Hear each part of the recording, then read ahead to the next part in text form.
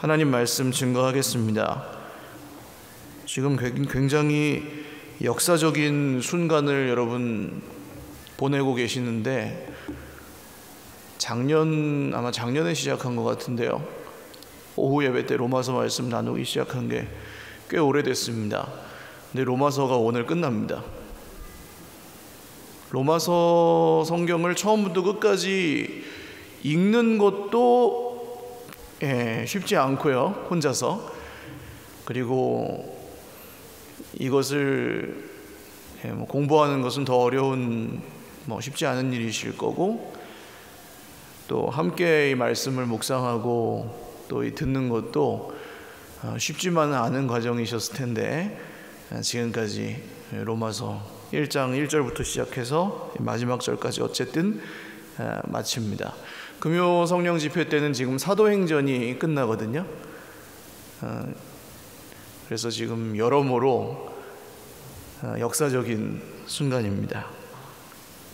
바울이 마지막으로 하는 말씀인데, 무슨 일이든지 끝이 중요하죠. 시작도 중요하고 끝도 중요합니다. 항공기가 떠 있을 때는 별로 상관이 없어요.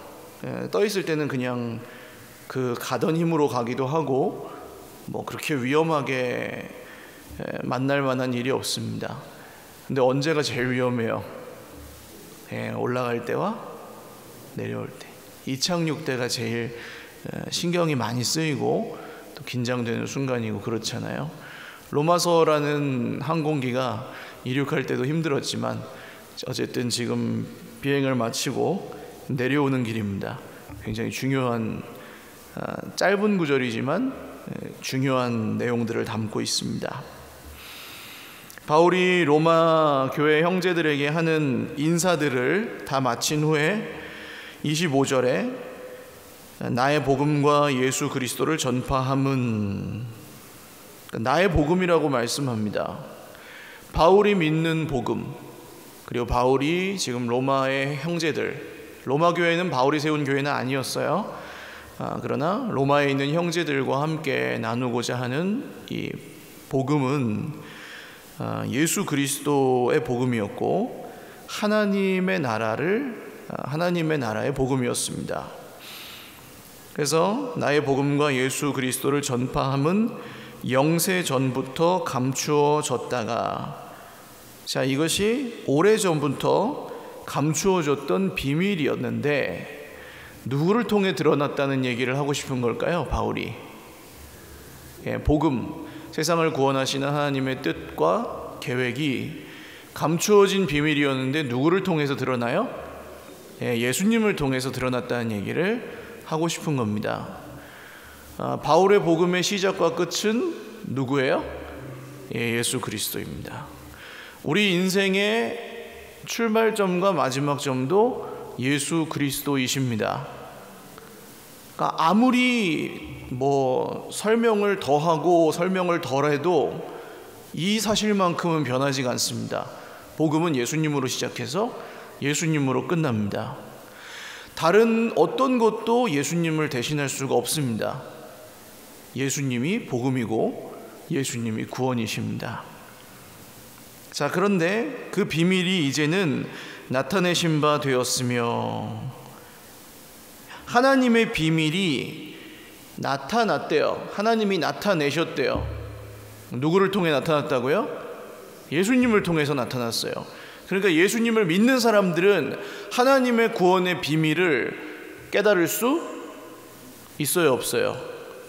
있다는 얘기를 하는 겁니다, 바울이. 몇 명 안 되는 사람들만 깨닫도록 비밀스럽게 전해지는 그런 게 아니고, 예수님을 믿는 사람들이 모두 깨달을 수 있도록 이제는 하나님이 어떻게 하셨다고요? 나타내신 바 되었으며, 영원하신 하나님의 명을 따라. 근데 이 복음이 나타난 게 어디에 나타나 있어요? 선지자들의 글로 말미암아, 이렇게 써 있습니다. 선지자들의 글로 말미암아. 바울 시대의 선지자들의 글은 뭘까요? 구약 성경을 말하는 거겠죠. 지금 우리가 보기에는 구약 성경과 신약 성경을 모두 말하는 거라고 보시면 되겠습니다. 그러니까 결국 복음은, 그 하나님의 구원의 계획은 어디에 나와요? 성경에 나온다는 거죠. 그래서 하나님의 말씀을 묵상하는 사람들은 하나님의 뜻, 하나님의 구원 계획을 알 수 있어요, 없어요? 있다는 얘기를 하고 있는 것입니다. 자, 그래서 이 성경이 주어진 목적은 뭐냐 하면, 모든 민족이 믿어 뭘 하게 하려고요? 순종하게 하시려고. 이 구절이 굉장히 중요합니다. 오늘 여기서 가장 중요한 구절은 이 믿어 순종하게 하시려고, 모든 민족이 믿어 순종하게 하시려고 라는 이 부분입니다. 밑줄을 그어 놓으세요. 자, 로마서 1장으로 돌아가 보겠습니다. 로마서 1장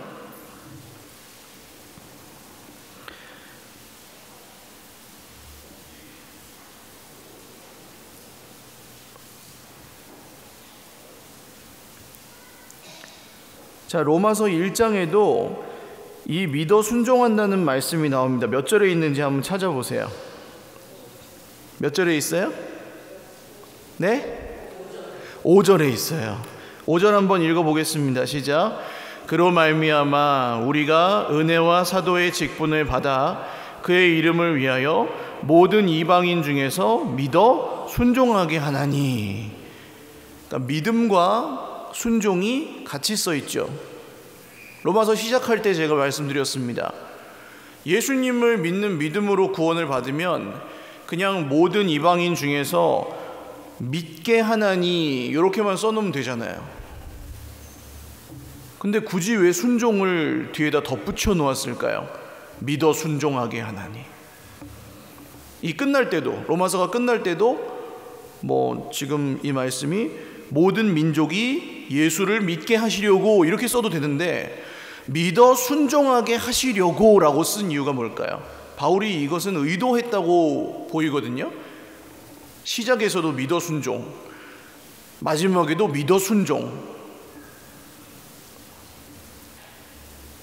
왜 이렇게 썼을까요? 그냥 믿음이라고 쓰기만 하면 충분할 것 같은데, 믿음으로 구원받잖아요.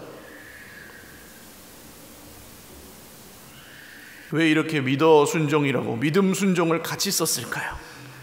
그 이유는 무엇일까요? 제가 입버릇처럼 늘 말씀드리는 내용이지만, 믿음 없는 순종은 없고 순종 없는 믿음도 없기 때문입니다. 믿음과 순종은 동전의 양면도 아니에요. 그냥 같은 겁니다. 할렐루야. 믿음과 순종은 같은 거예요. 순종을 오해하시는 분들은 믿음과 순종을 분리해서 생각합니다. 믿음은 은혜로 믿는 거고, 하나님이 은혜로 믿는 거고, 순종은 내가 열심히 해야 된다고 생각하시는데요. 그렇지 않아요. 믿는 사람이 하는 게 순종이에요. 믿는 사람의 삶이 순종이에요. 불순종하는 거는요, 이유가 뭘까요? 안 믿어서 불순종하는 거예요. 말장난 같지만 믿음이 있는 사람의 삶에 순종이 있는 겁니다. 그러니까 예를 들어서 사람과 사람이 만나서 살아가면서 A가 B를 신뢰해요. 전폭적으로 신뢰해요. 자녀가 부모를 신뢰해요. 정말 100% 신뢰해요. 그럼 부모가 하시는 말을 어떻게 합니까? 믿죠? 자기가 할 수 있는 것만 믿어요? 자녀가? 아니에요. 부모가 정말 신뢰가 되면 부모가 뭐라고 하든지 자기가 할 수 있는 것만 믿지 않고 부모를 그냥 믿어요. 그리고 그 앞에서 자기가 부족할지라도 부모가 하라는 대로 해요, 안 해요? 하죠. 그게 순종입니다. 거기서 부모는 너 왜 내가 시키는 대로 그대로 토시 하나 안 틀리고 못하고 왜 그렇게 하냐 라고 말하지 않죠. 뭘 봅니까? 사람은 외모를 보거니와 나 여호와는 뭘 봐요? 중심을 보시죠. 부모님이 자녀가 순종할 때 보는 건 겉모습, 결과 이런 게 아니죠. 그 마음이 어떤가를 봅니다. 그게 성경이 말하는 믿음의 의미예요. 순종의 의미고. 근데 믿어요, 신뢰해요, 당신을 따라가요 라고 말은 하지만 시키는 대로 하지 않아요. 에이, 그거보다는 내가 생각하는 게 맞는 것 같은데요? 하나님 뭐 그럴 수도 있겠지만 그냥 지금 현실을 봐가지고는 그렇게 하면 안 될 것 같은데요? 이거는 불순종만 하는 게 아니라 아예 안 믿는 거예요. 신뢰하지 않는 거예요.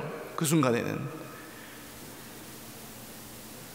그래서 뿌리 깊은 오해가 있습니다. 믿음으로 구원을 받고 은혜로 구원을 받았는데 뭐 상급을 받고 잘 되고 하는 건 내가 열심히 해야 된다. 이렇게 분리되어 있는 이유가 사실은 이 믿음과 순종을 너무 분리해서 생각했기 때문에 나오는 오해입니다. 그래서 믿음은 참 좋은데 사람이 이상해. 이런 일도 생기는 거예요. 믿음이 좋으면 사람이 이상하면 안 되죠. 믿음이 좋은데 사람은 괴팍해. 이런 건 없는 거예요. 삶이 변하는 거니까. 그 믿음을 따라서. 근데 그 믿음이 가리키는 방향도, 이 순종이 가리키는 방향도 결국 누구라는 겁니까? 오늘 바울이 하는 얘기는. 누구를 믿는 거예요? 예수님을 믿는 거고, 순종은 누구의 말씀에 하는 거예요? 예수님의 말씀에 순종하는 거예요. 그래서 이 믿음과 순종을 같이 적어 놓은 것을 의미 있게 보셔야 됩니다. 자, 다시 16장으로 돌아와 보시면 믿어 순종하게 하시려고 알게 하신 바 그 신비의 계시를 따라 된 것이니 이 복음으로 너희를 능히 견고하게 하실. 자, 여기 이 복음으로 너희를 능히 견고하게 하실이라는 이 구절에도 뭐 펜이 있으면 밑줄을 쳐놓으세요. 우리는 우리가 잘해야 된다고 생각합니다. 많은 경우에 하나님은 실수를 안 하시니까 실수를 하면은 내가 하는 거고 부족한 건 내가 부족하다고 생각합니다. 근데 성경은 그렇게 말하지 않아요. 너희가 잘해서 잘 되는 것이 아니고, 너희가 잘해서 구원에 이르는 것이 아니고, 누가 하세요? 누가 하세요? 여기 성경에 뭐라고 써 있습니까? 너희를 능히 견고하게 하시는 분이 누구예요? 27절 보시면 지혜로우신 하나님이에요. 지혜로우신 하나님이 성도를 능히 견고하게 하신대요. 할렐루야. 근데 그 앞에 보시면 뭘로? 이 복음으로. 뭘로 성도를 견고하게 하세요? 하나님이. 하나님이 성도를 견고하게 하시는 통로가 뭐예요? 이 복음으로. 복음의 말씀으로 성도를 견고하게 하십니다. 성경 공부는 머리 아픈 게 아니에요. 그래서 성경 공부는 지식 공부만도 아니에요. 하나님께서 우리를 능히 견고하게 하시는 기적이 일어나는 게 우리가 성경을 묵상할 때 일어난 일입니다.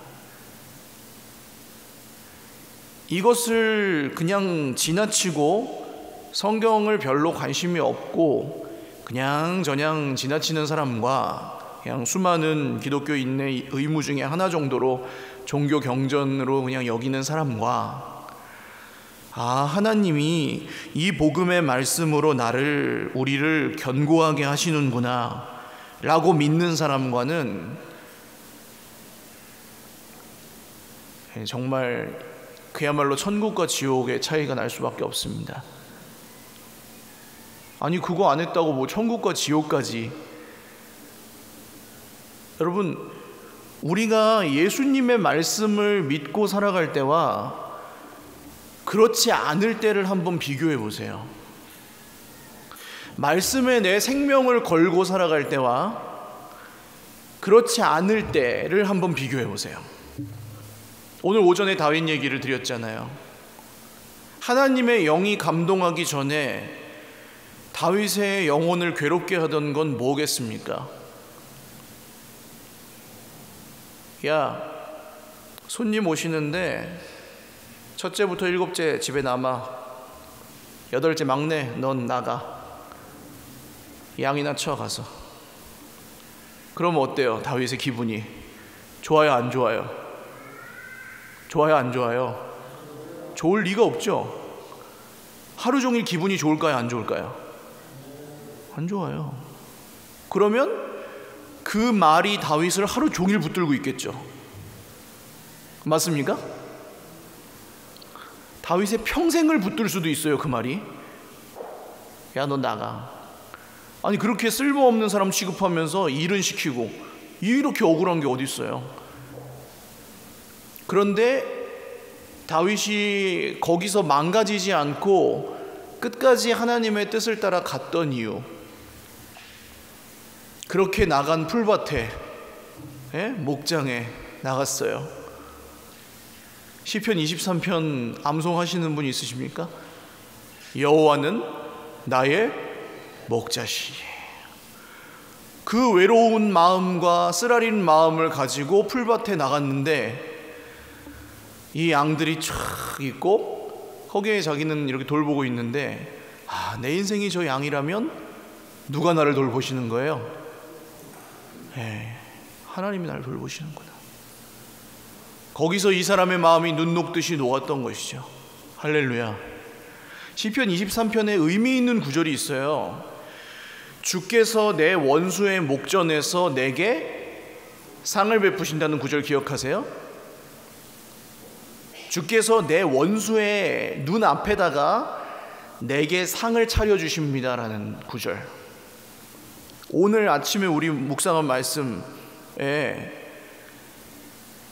사무엘 선지자가 그의 형제들과 함께 둘러선 가운데 다윗에게 기름을 부어주었다, 이렇게 쓰여 있습니다. 원수 같은 식구들의 목전에서 다윗에게만 기름을 부어줘요. 이게 연결이 되는 겁니다. 말씀을 붙들고 말씀에 붙들려서 살아갈 때와 그렇지 않을 때는 완전히 다릅니다. 저는 언젠가부터 그 차이를 절감할 수밖에 없었고, 말씀을 묵상하지 않고서는 살 수 없다라고 지금은 인생의 결론을 내리고 있습니다. 그렇지 않으면 수많은 사람의 생각과 평가와 공격과 판단과 정죄와 성공과 실패, 손해와 이익, 이런 것들이 저를 쥐고 가만히 놓질 않아요. 하루 종일 흔들어대요. 하나님의 말씀에 붙들려 있을 때에만 우리는 견고합니다. 그래서 오늘 이 말씀을 로마서 마지막에 있는 짧게 지나가는 구절이지만, 하나님께서 우리를 견고하게 하시는데 우리가 잘해서 되는 게 아니고, 열심히 굳은 의지로 하는 게 아니고, 하나님께서 우리를 견고하게 하신다고 약속을 하셨는데, 그 약속을 뭘로 견고하게 하신다고요? 복음의 말씀, 이 복음으로 너희를 견고하게 하신다고 누가 약속하셨다고요? 하나님이 약속하셨다고요. 그러면 하나님이 그 약속을 하셨다고 믿는 사람들은 이 복음의 말씀을 어떻게 하는 거예요? 읽고 듣고 보고 암송하고 묵상하는 거예요. 그게 뭡니까? 순종인 거예요. 순종.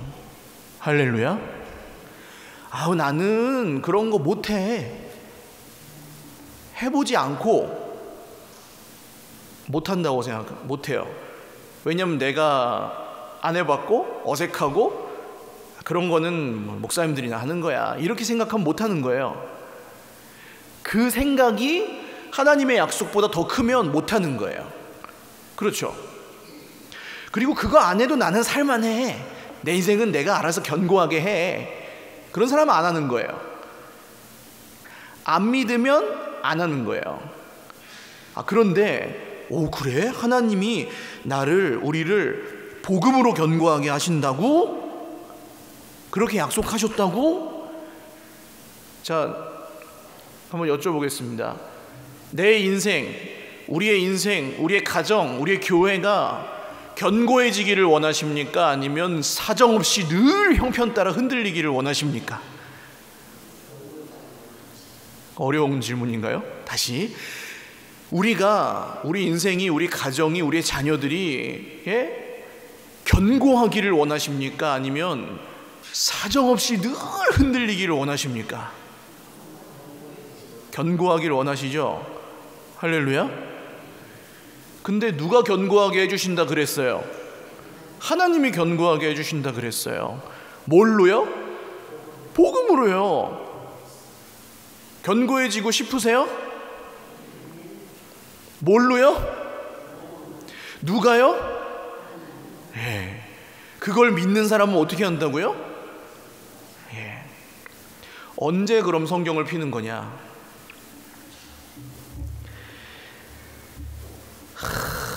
오늘 이제 어려운 일이 생겼어요. 누가 한마디를 탁 던졌는데 기분이 확 상했어요. 자존심이 팍 상했어요. 억울함이 확 올라왔어요. 속에서 막 쓴뿌리가 확 올라왔어요. 안 없어져요. 그게 여기에 도사리고 쫙. 그때 어떻게 하셔야 되는 거예요? 그때 성경을 펴셔야 되는 거예요.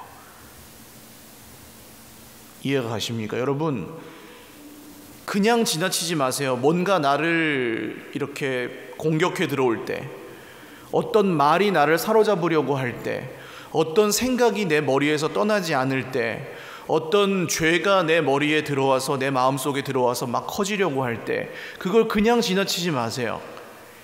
그때 이 말씀을 기억하셔야 돼요.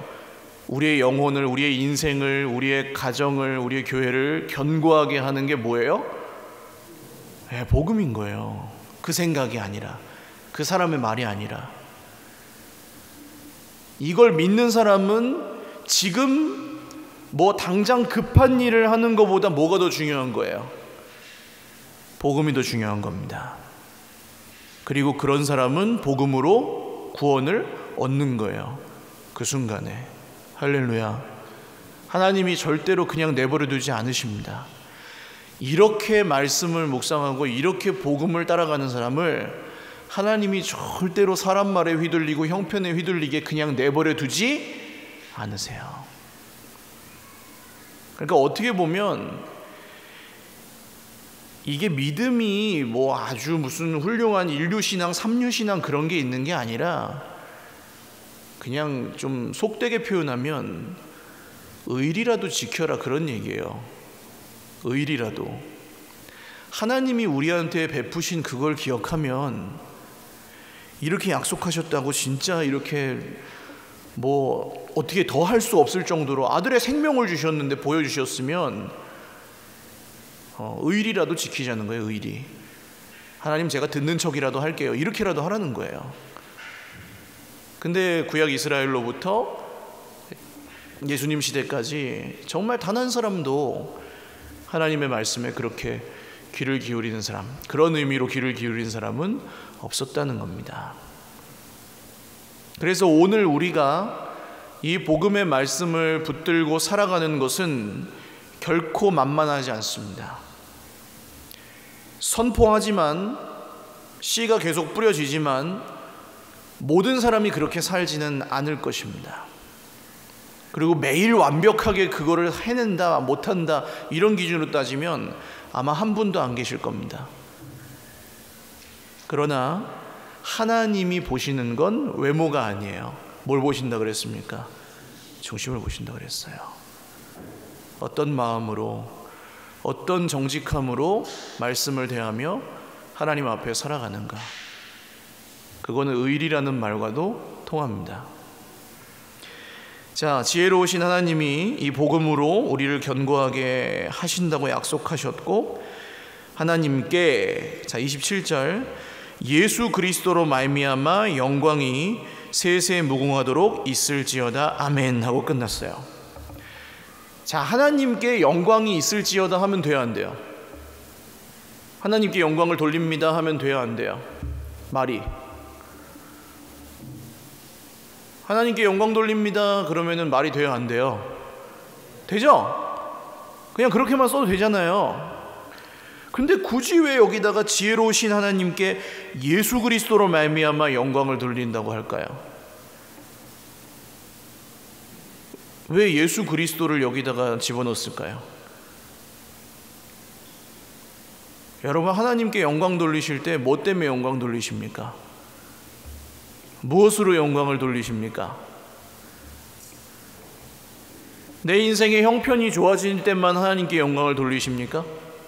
세상 사람들 보기에 좋은 일이 일어났을 때만 하나님께 영광을 돌리십니까? 내가 잘했을 때만 하나님께 영광을 돌리십니까?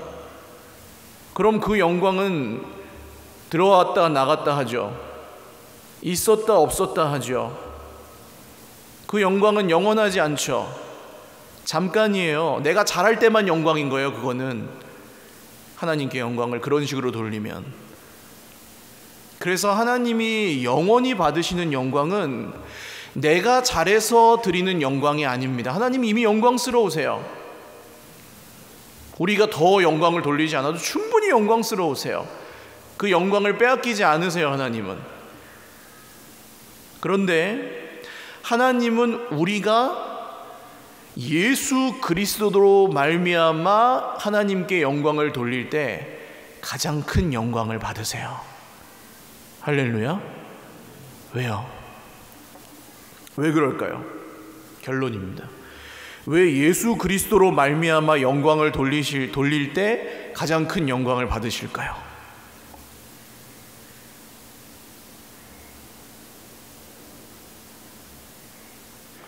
왜 예수 그리스도로 말미암아 영광을 돌려야 합니까?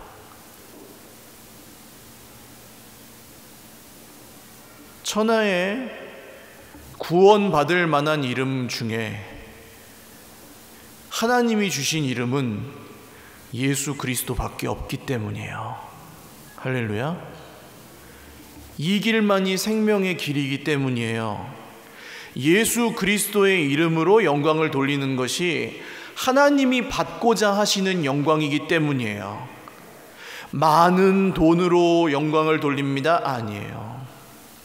많은 봉사로 영광을 돌립니다? 아니에요. 다 귀한 일이지만, 많은 기도로 영광을 돌립니다? 귀하지만 아니에요. 하나님이 받으실 영광은 예수 그리스도로 말미암아 드리는 영광입니다. 이게 왜 능력이냐? 오늘 내 인생에 별로 형편이 안 좋아도 예수 그리스도로 말미암아 나를 능히 견고하게 하시고 구원하실 하나님께 영광. 할렐루야. 이게 우리가 광야에서 드리는 찬양인 거죠. 고난 중에. 오늘 내 모습이 보잘것없고 내가 못할 것 같아도 예수 그리스도의 이름으로 하나님 앞에 믿음으로 드리는 영광. 그게 하나님 기뻐하시는 영광이에요. 형편 될 때만 드리는 영광은 그 형편을 따른 영광이고요. 예수님의 이름으로 드리는 영광은 형편을 초월해서 드리는 영광이에요. 할렐루야. 내 모습으로 드리는 영광은 사실 영광 드릴 게 뭐가 있어요, 우리가. 그런데 예수 그리스도의 이름으로 드리는 영광은 우리가 매주 이 자리에서 드리는 것처럼 우리의 모습과 우리의 상황과 우리의 생각과 우리의 그 부족함과 이런 거 상관없이 예수 그리스도로 말미암아 드리는 영광은 하나님께 영원히 드릴 수 있잖아요. 할렐루야. 우리가 드리는 예배는 늘 예수 그리스도로 말미암아 드리는 영광이에요. 사랑하는 여러분, 이 말씀을 잊지 않으시기를 주님의 이름으로 축원합니다. 내가 영광을 돌릴 때 무엇으로 영광 돌릴 것인가? 나는 나를 구원하시고 나를 살리신 주 예수 그리스도의 이름으로 하나님께 영광을 돌린다. 그래서 예수님의 말씀을 묵상하고 이 복음의 말씀 붙들고 생명을 걸고 살아간다. 이게 그리스도인인 거예요. 결론입니다. 다른 길이 없다는 것을 기억하십시오. 예수 그리스도 외에 구원을 받을 만한 다른 길이 없습니다. 사람이 내 마음에 안 들게 하던 사람이 내 마음에 들게 한다고 구원이 있지 않습니다. 내가 원하는 만큼 소원이 이루어진다고 해도 그때 잠깐 좋지만 다른 것들이 또 염려가 될 것입니다. 상황과 환경과 형편에 상관없이 하나님의 은혜를 따라 구원하시는 이름은 오직 예수 그리스도밖에 없어요.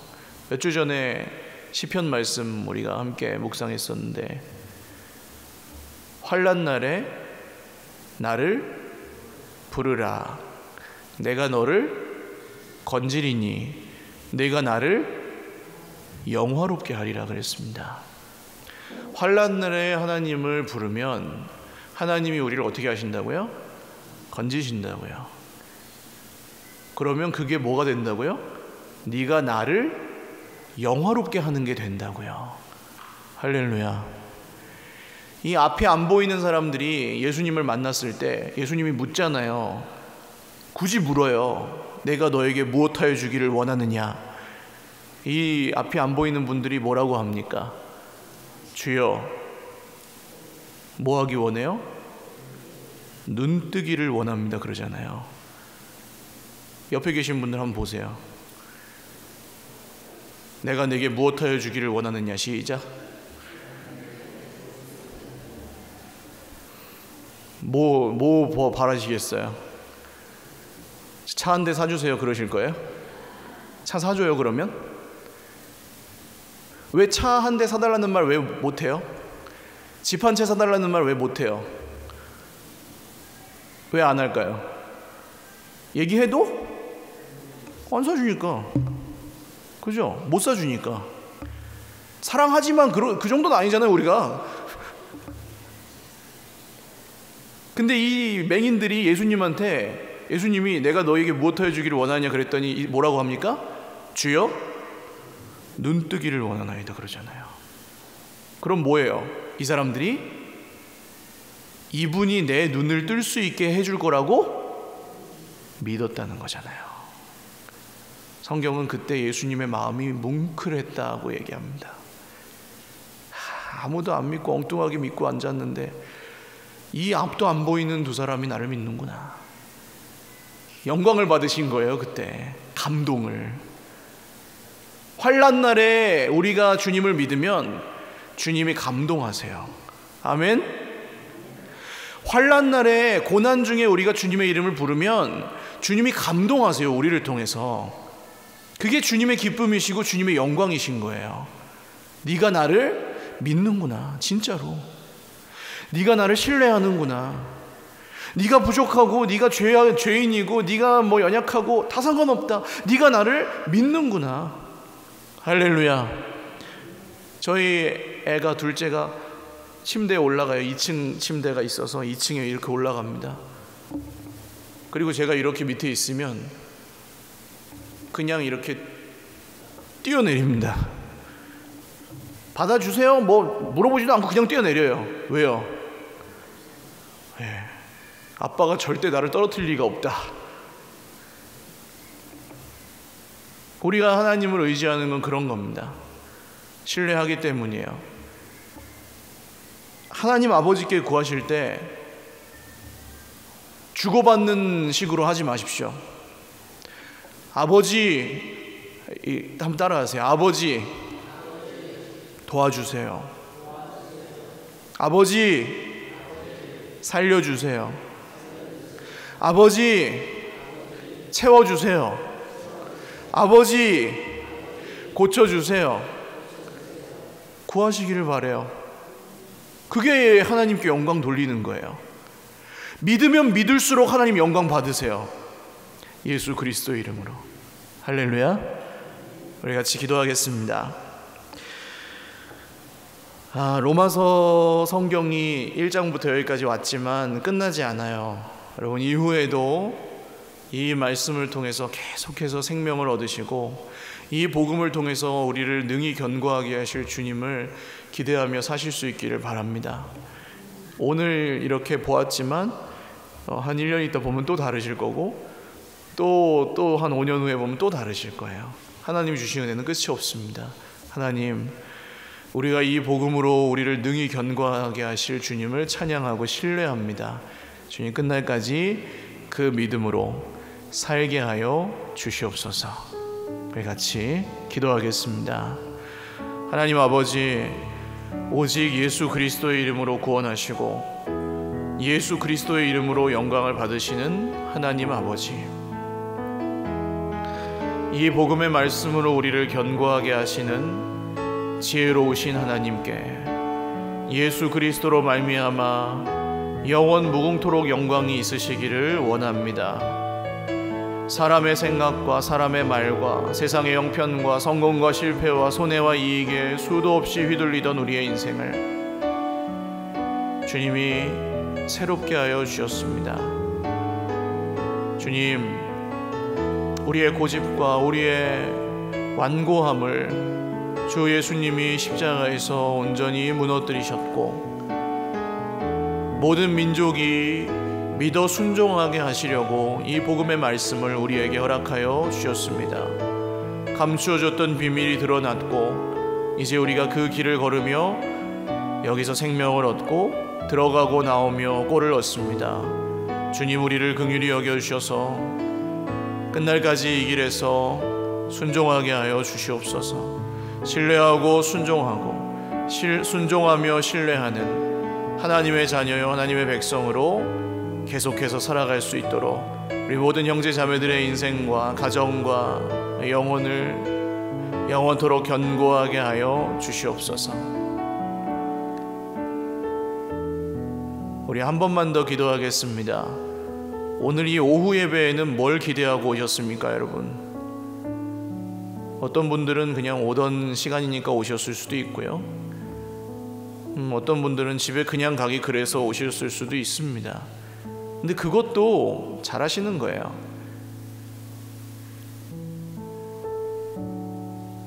매주 똑같은 것, 매일 똑같은 삶을 하나님 앞에서 사는 것은 굉장히 귀한 겁니다. 나는 그냥 자리만 채웠는데요, 나는 그냥 뭐 갈 데가 없어서 왔는데요. 갈 데가 없어서 오는 것도 믿음입니다. 우리는 스스로를 너무 보잘것없게 여길 필요가 없습니다.